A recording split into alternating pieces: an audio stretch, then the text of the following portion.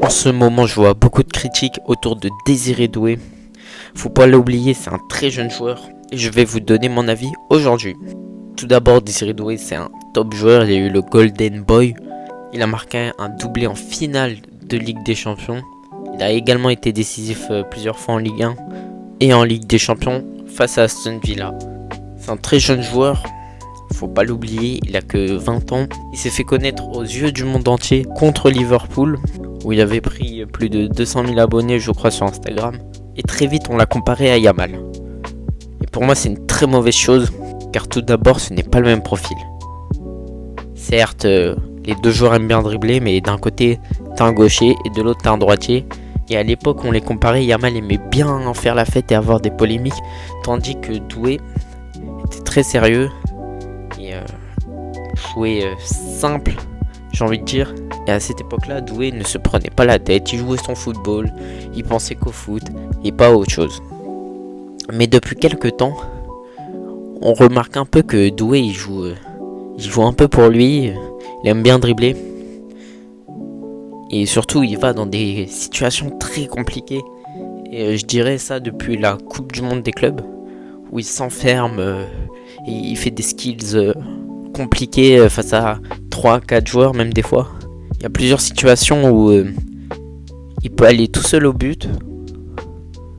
Et non, il va retourner dans la densité pour aller dribbler et se montrer aux yeux du monde, j'ai envie de dire. Et Doué, il aime bien les highlights, je dirais. Il aime bien les vidéos TikTok. Il se regarde un peu dans la glace. Et ça, depuis la Coupe du Monde des clubs, depuis qu'on l'a comparé à Yamal, j'ai trouvé. Mais faut pas oublier que c'est un diamant. Et que tout ce qui s'est passé au Paris Saint-Germain s'est monté très vite. Et qu'il n'était pas forcément habitué, car au Stade Rennais, t'as pas la même visibilité qu'au Paris Saint-Germain. Même si Rennes jouait la Coupe d'Europe, jouait l'Europa League à l'époque, où il était très performant d'ailleurs.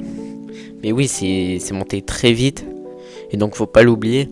Mais je pense que sur ces 6 prochains mois, avec la Ligue des Champions qui arrive, si Doué il est pas performant, Luis Enrique il est pas débile les gars, il mettra les plus performants. Donc si Barcola et Kvara ça continue comme ça et que Doué s'enfonce encore un peu plus, eh ben il va mettre Barcola, il va mettre Kvara. Et Doué, il est pas non plus débile. Faut pas oublier que c'est des adultes les gars. Ils sont pas débiles, ils vont se reprendre en main.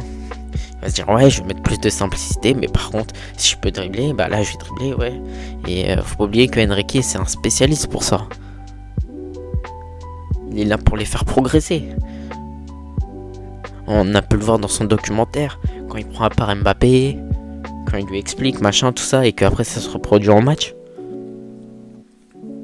Enrique il est très fort pour ça et j'en ai aucun doute que Doué il va réussir à l'avenir au Paris Saint-Germain. Mais faut pas trop non plus. Faut pas trop le saucer, j'ai envie de dire. Faut qu'il garde les pieds sur terre, faut pas qu'il s'enflamme. C'est un très bon joueur. Il peut peut-être devenir l'un des meilleurs joueurs au monde. Mais pour ça, faut qu'il prenne le temps, faut qu'il joue son football. Comme je le disais, Enrique va rectifier. Il va lui dire ouais, tu peux dribbler dans les zones un peu plus hautes, mais dans les zones un peu plus basses, bah, tu joues plus simple, parce que contre le Sporting ça a coûté un but. Et voilà, n'oubliez pas de commenter pour me dire tout ce que vous en pensez. Et abonnez-vous, ça fait plaisir.